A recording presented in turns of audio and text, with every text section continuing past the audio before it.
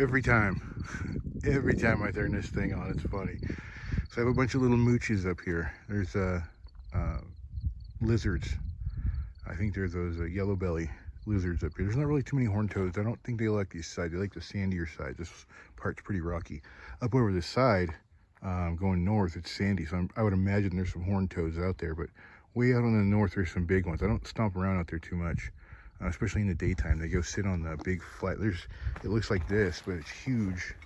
These little lava flows that come across this way. I mean, they could be, not too wide, but 40 feet long or so, and have a little trail going through it. But there's a lot of lizards and stuff. So even at night, I'd come stomping through there real hard, so that they didn't be sitting there still sleeping on the rocks, because these rocks stay warm late at night. So I kind of started. I think I took a picture, but I'm going to call this modern petroglyph, because in years and years and years and years, and people forget that this isn't naturally exposed rock. This is actually subsurface rock that got churned up from either this was either placed here from somewhere else, or it was here when this washed away when they used to flush this tank.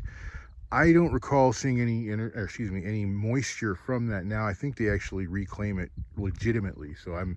But again, I don't know anything about these water tanks, although I think some art would be awesome on this tank.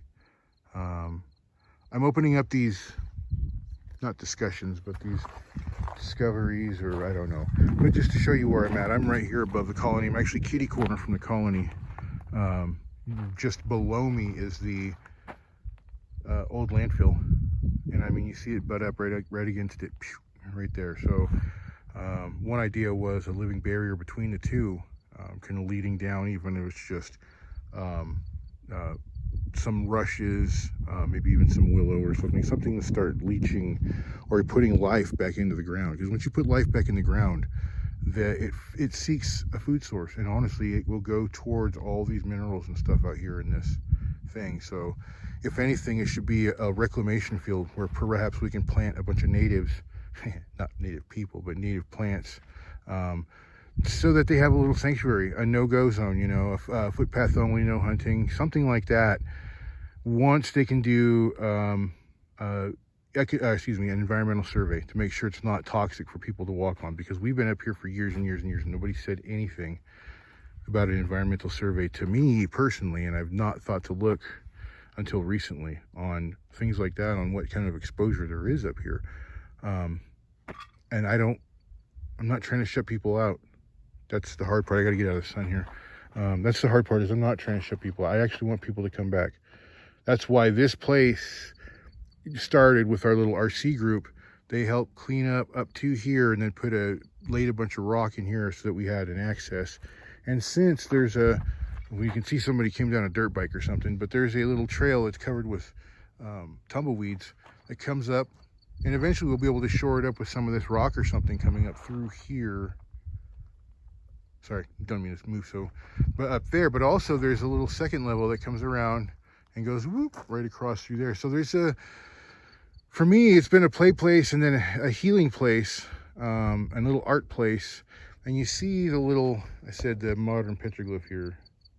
This is machine markings from, whatever moved it. So again, I don't believe that this is from here. From guessing what it's washed out, there should be more rocks, and if there's that many there should be more like that down here, and there's not. So they've got dumped here from perhaps what used to surround. There's a big gaping hole behind that water tank, and it's a ledge right there, straight down. I'm gonna keep going. I've not done much video. I've got to find a safe way up here. I don't want to go through oh, here we go. I can actually go around some of the tumbleweed. I gotta watch my, damn, I hate going crossing trail like that. We'll go. Okay, well, I was cool where I was at. That's the problem and the joy of this place, is there's several ways to go in. The path coming up is real easy to get up. A lot of your elders can walk right up here from the road. There's a little crossroad you can park right there. Just be careful because it's sandy. But the reason why I want people to be aware of this place, not that I want people to come and take my space up, because it's a really cool space, but it's not my space. And after a certain point in time, it comes about you. So I've been forming this rock, kind of pulling it out as we go with no input for a very long time as to what people want. So what I've been trying to do is retain enough, like I'm shoring up under here, under this rabbit brush, so that it can retain soil. The hard water, if it comes down, actually diverts around that way where we've cut our little trail. And there's another trail that comes across, oh, right up here, our trail that comes across up here, where it goes across the watershed. So, you know, this is my little alternate, or it's a really cool little sitting spot just to sit here and watch. Sometimes people say they see coyotes and stuff. I honestly stopped watching for wildlife at some point. I think I've actually heard panting right here a couple times as I'm sitting behind here. So I'll, you know, flick something in the brush and they jump and they smell, and I, you know, maybe I squeak at them or something. Play coyote with coyote. You got to keep them on their toes, keep them safe. You don't keep coyote on his toes, he does dumb stuff. There we go. So you see, it's just a quick little transition there. It's nothing. That's not it's not handicapable. That's severe assistance if you have a mobility issue. So please don't think that these are all easy coming up here. But to that point, we might actually be able to flatten it out a little bit with that rock. I'd love if we had access to a water tank up here. You know, a little bit of, just a few gallons here and there just to pack it down and make it an actual path. You see this one coming up. There's several that come up. This sandy one really needs some type of shoring, or the idea was to really pack in that side with the remaining rock and make it flat so that it's an actual ledge that goes up. Peel away some of that. You see where it's been cut away right there. Peel some of that out. Sorry, I didn't mean to go on so long, but I'm going to share this on the decoy site because I'm ready for people to. I want input, especially Fallon people. You're right here. It's an easy walk. There's really not a lot of people that come up here. Not a lot of, I don't know why I keep saying, I'm sorry, dry and tired. See, there's a lot of people out recreating. There's, you know, when I started the dirt bike, I didn't see anybody on foot. I didn't see any dogs, but I've seen a lot of foot and dog traffic. I came coyote way up to here, peeled off up trail, went around, checked the garbage site, which was cleaned up. I've got to send accolades for that one somewhere. Hopefully, I'll send it to City of Fallon, and I'm sure that they'll either take responsibility or not. It smells wet, like somebody's running water down there.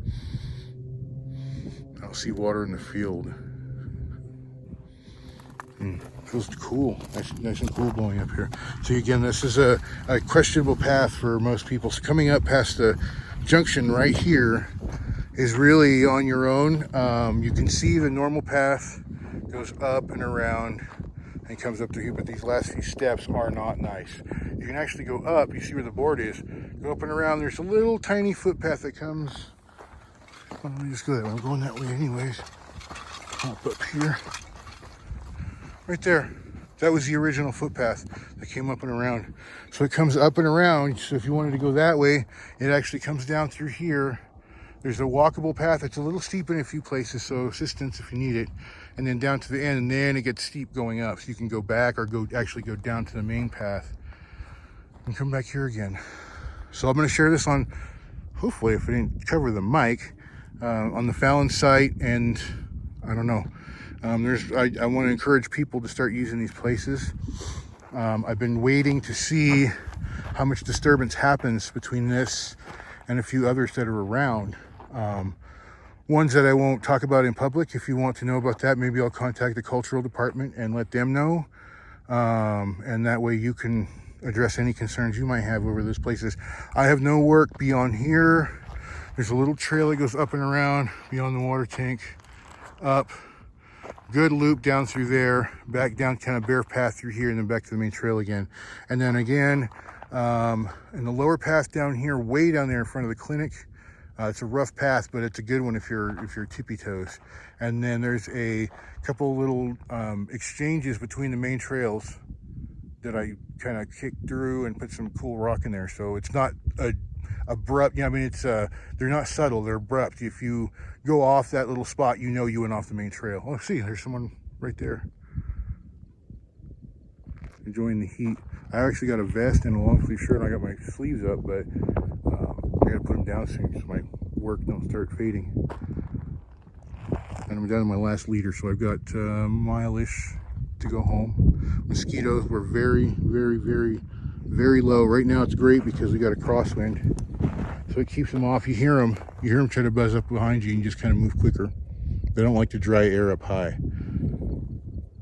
It's moist down here, you can feel it blowing up. Let me get up over the hill, maybe I'll add more. I'm just gonna do a couple trail vids on the Stillwater Paiute decoys, and just to give you awareness of where we're facing. Out here way off in the distance, that's the Sierra Nevadas. I don't know if I can hold it still enough. Just over the horizon, there's a little bit of a haze of white. That's the snow in the Sierra Nevadas up there. You can't hardly see the outline now. It's really hazy up there. I'm really hoping we don't get any brush fires immediately. It's been very dry this spring. Last spring and the spring previous were very, very wet. That's why I was able to get the lower trails kicked out so easily. And then back up, there's an old boulder field where they, not even old, it's contemporary, modern, where they put in a water pipe, but they never reclaimed the rock. So it's slowly been pilfered, and I've been working on getting trail and cleaning through there because it's really glassy. But it's a good alternate path. Like now, that's what I'm going to go down so that I'm visible, but I'm not on a main trail. Not to say I'm a total germophobic, but again, we do have animals running around out here, and I'm trailing, you know, animals off and on. I'm running coyote. I'm not running on the trails. I'm kind of sidelining lower trails that don't connect to main trails that don't have a lot of traffic on them. All right, I'm jabbering. I wanted you to see this, see it kicking up. They start dancing.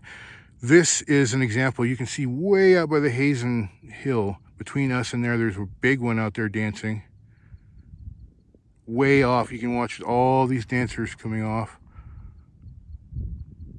I won't talk right yet. I'll do a separate video up here. I'm going to send directly to Cultural and see if they want to share it or not. And Paniwa, talk to you in a sec.